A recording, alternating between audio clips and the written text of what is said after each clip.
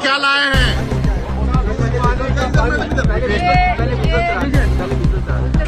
अरे माइक पीछे दूध है कि उन्होंने बात कही थी कि चंदा चोरी पे दूध का दूध और पानी का पानी होगा, और कहीं ना कहीं आज तक कोई भी खुलासा नहीं हो पाया है कि आफ्टर ऑल जो चंदा है, जो दान पात्रों में पैसा है, वो कहाँ जा रहा था। और आज जहाँ ये FCRA बिल लेके आ रहे हैं, तो हमारी मांग है कि सरकार बताए कि क्या RSS संगठन रजिस्टर्ड है कि नहीं है, और उसको चुराने के लिए कहाँ से पैसे जाते थे। कहीं ये दूध का दूध, पानी का जो राज है, कहीं इसी में तो नहीं छुपा। और मैं आश्वस्त करता हूं, जो मैंने कहा था, दूध का दूध और पानी का पानी हम करके। तो दोस्तों, राजनीति में विरोध के अंदाज तो आपने हजारों देखे होंगे। कभी काले कपड़ों का ड्रामा, कभी नारों का शोर, तो कभी बैनर पोस्टर की जंग। लेकिन इस बार संसद के गलियारों में जो हुआ, उसने नागपुर से लेकर लखनऊ तक के सियासी सूरमाओं के होश उड़ा दिए। संसद परिसर में दूध लेकर पहुंची सांसद ने बीजेपी RSS को पानी पानी कर दिया है। नमस्कार, स्वागत है आपका द पब्लिक एक्सप्रेस के डिजिटल प्लेटफॉर्म पर। मैं हूं जितेंद्र यादव।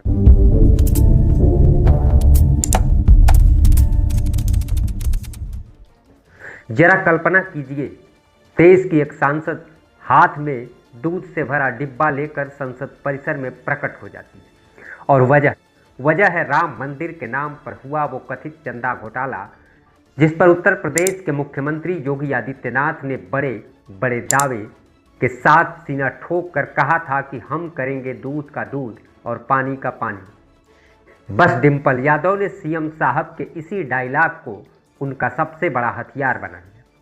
संसद की सीढ़ियों पर खड़े होकर उन्होंने तंज कसा है कि ये लीजिए मुख्यमंत्री जी, आपका वाला दूध, जल्द से बता दीजिए कि अभी तक वो दूध का दूध और पानी का पानी क्यों नहीं हुआ। बात सिर्फ यहीं तक खत्म नहीं होती।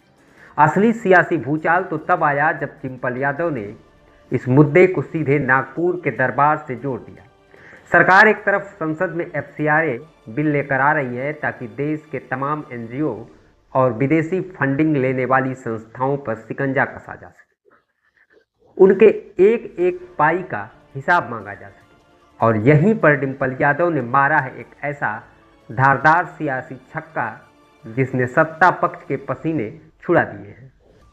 उन्होंने सीधे दो टूक शब्दों में सरकार से पूछ लिया, अगर आप विदेशी फंडिंग और रजिस्ट्रेशन के नाम पर दूसरों की कुंडली खंगाल रहे हैं, तो देश को यह भी बताइए कि जिस राष्ट्रीय स्वयंसेवक संघ यानी RSS के इशारे पर यह पूरी सरकार चलती है, क्या वह आधिकारिक रूप से रजिस्टर्ड है या नहीं, और उस संगठन को मिलने वाले दान और पैसों का असली स्रोत क्या है।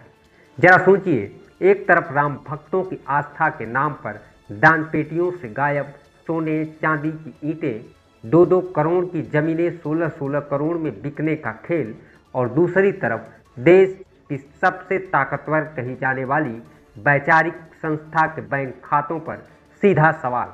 डिम्पल यादव ने तंज कसते हुए यह तक कह डाला कि कहीं यह दूध का दूध और पानी का पानी वाला रहस्य इसी नागपुर वाले गुप्त कनेक्शन में तो नहीं छिपा है।